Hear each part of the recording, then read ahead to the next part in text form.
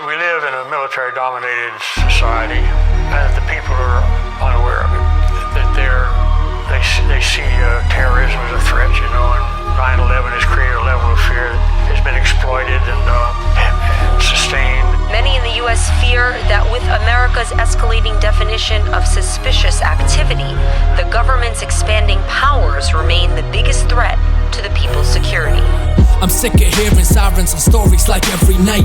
Police cruisers whipping by, try to save a life. There's terrorists on rampage trying to snuff the light. So used to seeing wrong, it's hard to recognize what's right. You strike fear into the heart of men, you take their soul. Then propagate the message, mainstream it, take control. And now you lead an army by regulating hope. Pure command of your dreams is what they looking for.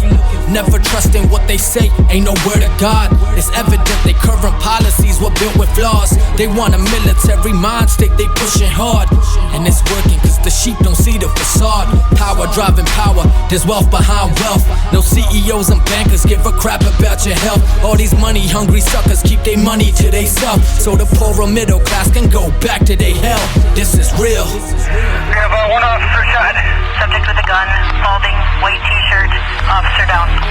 On the gunman's body, police found 3 additional ammunition clips. At least 650 Rohingya Muslims have been killed in the violence in Myanmar's western Rakhine province. Amnesty International says both Myanmar's military and extremist Buddhists are behind the massacre.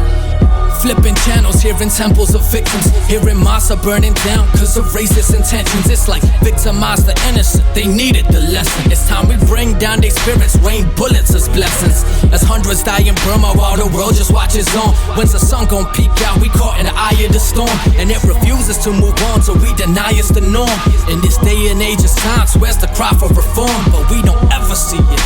We sit desensitized, our hands stained with blood, cause it really is do or die. But it's never you or I, that's why we never cry.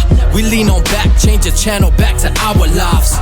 This is hell. Yet, in the midst of so much horror, heroes. 65-year-old Satwan Kaleka, the president of the temple, died trying to tackle Page, but managed to stab him with a butter knife. Lieutenant Brian Murphy remains in critical condition, ambushed by Page, shot 8 times as he tried to help another victim. There's no doubt in my mind that the heroic actions prevented an even greater tragedy. At a time where the world is showered in dark, the silver lining actions of a few light the spark. Ignite the fuse that burrows deep into our heart. So pull yourself together, we rebuild from the start. It's our time, it's our generation, our message. And I'll be damned if full of shame if I don't help spread it. So here I am, doing what I can, let's go get it. Let's mobilize the troops and force us scum to go regret it. Cause I'm so sick and tired of being sick and tired of seeing passive activism happen for a while.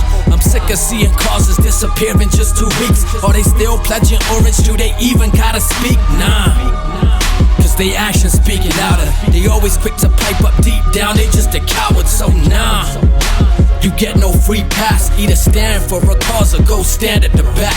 This is hell. What do we want?